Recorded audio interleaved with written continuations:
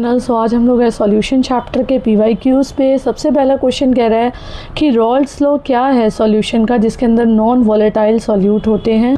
जो रॉल्ड्स लॉ है वो क्या कहता है कि एक सॉल्यूशन के अंदर जो होता है वो एक नॉन वॉलेटाइल सॉल्यूट होता है एंड जो पार्शियल वेपर प्रेशर होता है वो डायरेक्टली प्रोपोर्शनल हो जाता है किसके, मोल फ्रैक्शन के। ठीक है, got it. So P is the vapor pressure of the solution, P naught is the vapor pressure of the pure solvent, and this is the mole fraction of the solvent in the solution.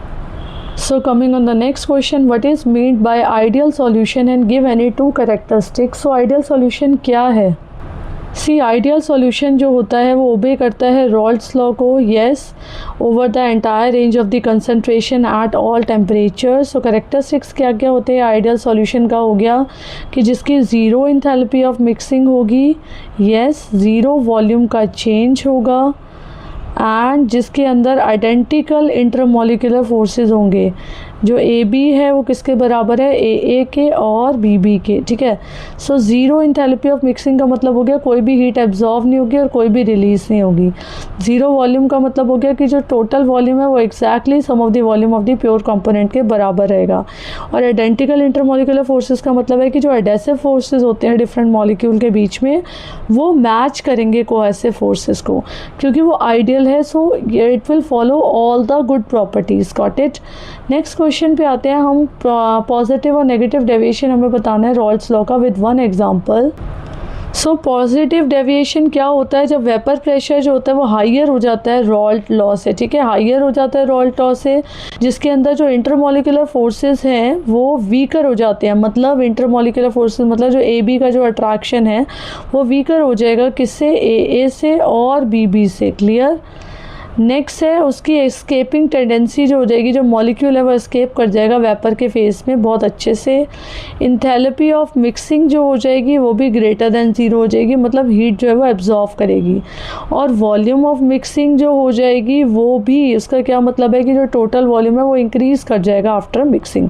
Example है positive का ethanol और acetone. ठीक है, और आपके पास next है negative deviation. तो negative deviation क्या कहती है? इसके अंदर इंटरमोलिकुलर फोर्सेस मतलब जो AB है वो ज़्यादा स्ट्रॉन्गर हो जाएगा as comparison to the AA और BB। ठीक है, एस्केपिंग टेंडेंसी मतलब जो मॉलिक्यूल्स है वो बहुत ज़्यादा टाइटली स्ट्रॉन्गली उसके अंदर रहेंगे और जो कि हार्डर हो जाएंगे, जिसकी वजह से वो एस्केप नहीं कर पाएंगे। और जो डेल्टा H मिक्स है वो क्या हो जाएगा, लेस देन ज़ीरो। ठीक है, डेल्टा V मिक्स है वो क्या हो जाएगा, less than zero. Got it. Example हो गया नाइट्रिक एसिड, इसका नेगेटिव डेविएशन का नाइट्रिक एसिड, एंड इसके अंदर हो गया वाटर। ठीक है, नेक्स्ट क्वेश्चन कहता है कि अबे हमारे को मोल फ्रैक्शन निकालना है इथेनॉल का एक सॉल्यूशन में, जिसके अंदर 46 ग्राम का इथेनॉल है, 54 ग्राम का वाटर है। तो आपके पास सबसे पहले इथेनॉल है C2H5OH, उसका मोलर मास निकालेंगे 2 × 12 + 6 × 1 + 16, तो हमारे पास टोटल आ जाएगा 46 ग्राम पर मोल। ठीक है, और नेक्स्ट आपके पास है वाटर का। सो वाटर का कितना हो जाएगा, 2 × 1 + 16, सो दैट वुड बी 18। ठीक है, 18 ग्राम पर मोल। ठीक है, तो हमारे पास जो मोलर मोल्स निकलेंगे वो कितने आ जाएंगे, given mass by molar mass. So first ethanol का कितना आ जाएगा, 46/46, दैट वुड बी 1। ठीक है, और वाटर का कितना आ जाएगा, 54/18, दैट वुड बी 3। तो आपको क्या निकालना है, आपको मोल फ्रैक्शन निकालना है। टोटल मोल्स कितने हो गए, 1 + 3, दैट वुड बी 4। ठीक है, तो आपके पास कितने आ जाएंगे नंबर, मतलब मोल फ्रैक्शन कितना आ जाएगा, that would B 1 divided by total moles कितने, 4, 1 + 3। ठीक है, क्योंकि ये 1 किसका है, इथेनॉल का। ठीक है, तो 1/4, दैट वुड बी 0.25। ठीक है, नेक्स्ट क्वेश्चन कहता है कि आपको मोलारिटी निकालनी है एक सॉल्यूशन की, जिसके अंदर 18 ग्राम का ग्लूकोज जो है वो डिज़ोल्व है 180 ग्राम ऑफ वाटर के अंदर। तो इसमें 18 ग्राम जो है वो 180 के अंदर है। अब इसके अंदर देखो आप पहले मास ऑफ ग्लूकोज निकालेंगे हम, कितना आ जाएगा, हम अगर इसके मोल्स निकालते हैं ग्लूकोज के तो ठीक है। सो मोल्स का फॉर्मूला क्या होता है, mass divided by molar mass. ठीक है, अब हमारे पास कितना आ जाएगा 18/180। ठीक है, सो दैट वुड बी 0.1 मोल्स। अब हमें क्या निकालना है, हमें मोलारिटी निकालनी है। मोलारिटी क्या होती है, मोल्स ऑफ ग्लूकोज ठीक है, moles of glucose divided by mass of water in kilograms. Yes, so that would B 0.1 divided by, आपके पास कितना आ जाएगा 0.18 kg ऑफ वाटर। सो जब इसे कट करेंगे so it would come 0.556 small m। Next question कहता है सॉल्यूशन के अंदर 5 ग्राम का यूरिया है 95 ग्राम ऑफ वाटर में, आपको मोल फ्रैक्शन निकालना है किसका, यूरिया का। तो सबसे पहले यूरिया का मोलर मास देख लेते हैं हम। फॉर्मूला होता है NH2CONH2। जब इसे कैलकुलेट करेंगे इट विल कम 60 ग्राम पर मोल, और जो वाटर है उसका आएगा आपके पास 18 ग्राम पर मोल। क्लियर। सो अगर आपके पास जो मोल्स आएंगे, मोल फ्रैक्शन निकालना है आपको, ठीक है। सबसे पहले हम मोल निकालेंगे किसके, यूरिया के।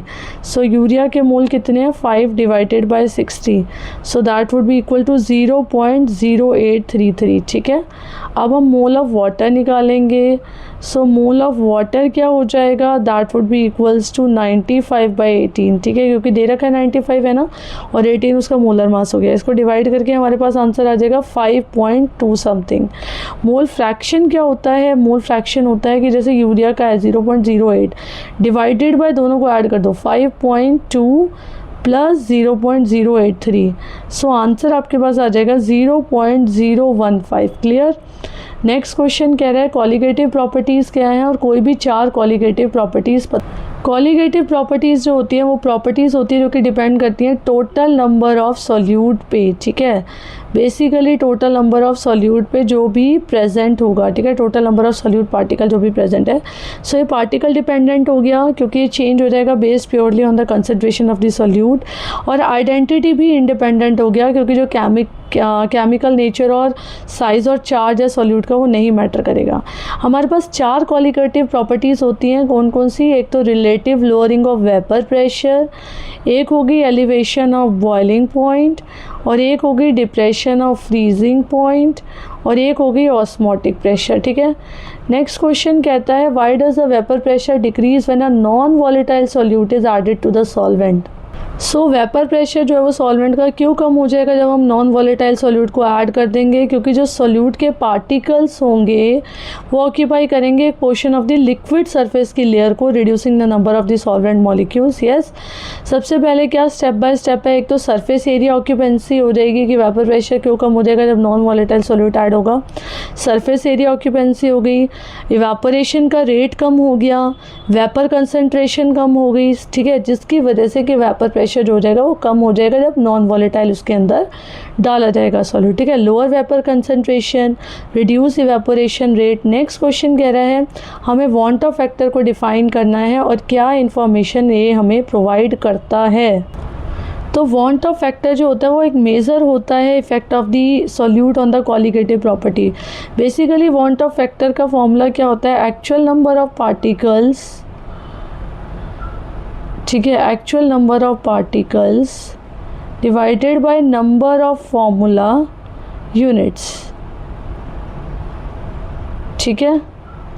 सो आपके पास वांट ऑफ फैक्टर एक मेज़र है of the effect of the solute on colligative properties such as osmotic pressure, relative lowering of vapour pressure, boiling point, elevation and freezing point, dissociation.